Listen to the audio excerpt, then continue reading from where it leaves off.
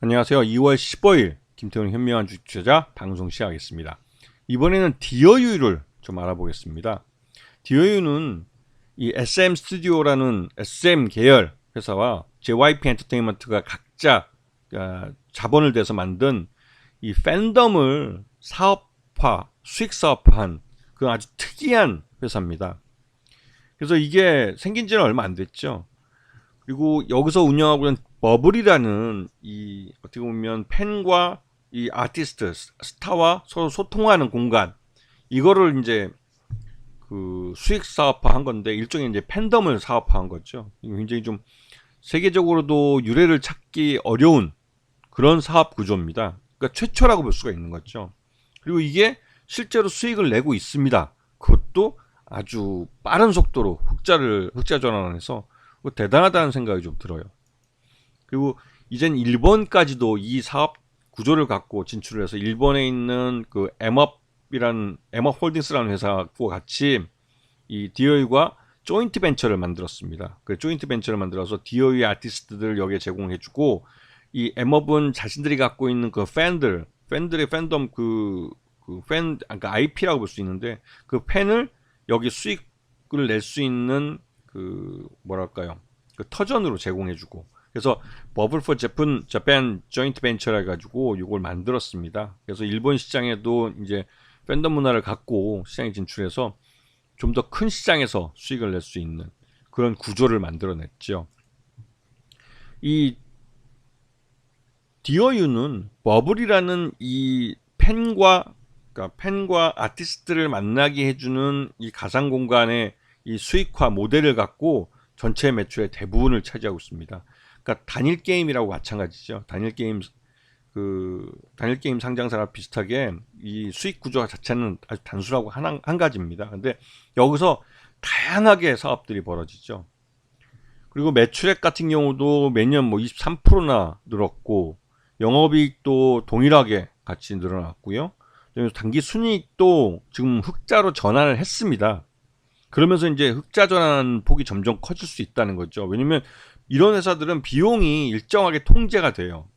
통제가 되고 시장이 늘어나면 늘어날수록 거기에 맞춰서 수익 구조가 늘어나는, 마진율이 늘어나는 구조를 갖고 있습니다.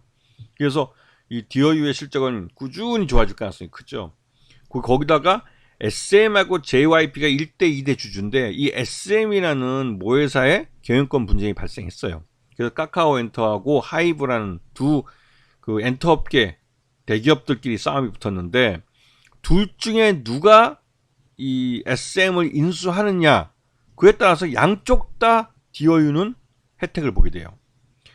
하이브가 인수할 경우에는 하이브의 이제 아티스트들의 아티스트들을 이 버블에 입점을 시켜서 좀 더 많은 팬덤을 확보할 수가 있고, 또 이 카카오 엔터테인먼트가 SM의 최주주일 경우에는 카카오 엔터테인먼트 갖고 있던 컨텐츠들을 이 버블에 접목시킬 수가 있는 거죠. 그러면서 또 다양하게 또 수익 기반을 다질 수가 있고, 이러다 보니 뭐 말 그대로 누가 주인이 됐던 그 혜택은 디어유가 본다는 말이 나오는 겁니다.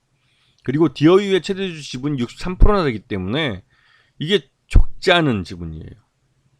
그리고 이 63%의 지분은 뭐 움직일 수 없는 지분이죠. 거의 고정되어 있는 것이고, 그리고 위에 보시면 그 SM과 JYP 지분이 거의 대부분이기 때문에 그 나머지 유통 물량은 뭐 전체 한 반 정도밖에 안 되는 거죠. 그래서 유통 물량이 잠겨가고 있는 과정인 것 같습니다.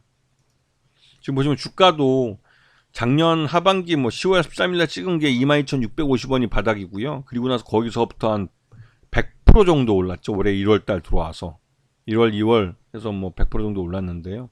이렇게 오른 이유는 영업이익이 흑자로 전환했기 때문입니다. 이런 기업들은 비용이 통제가 되기 때문에 흑자로 돌아서게 되면 흑자로 늘어나는 그 매출 외형이 늘어나는 만큼 마진이 늘어나는 구조를 갖게 돼요.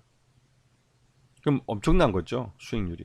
그렇기 때문에 이 디어유는 향후 SM의 M&A와 관련해서도 관심을 갖고 보셔야 되고, 이 기업의 성장성이 어디까지인지, 물론 지금 현재로서는 파워가 굉장히 높기 때문에 고포주인 건 사실입니다.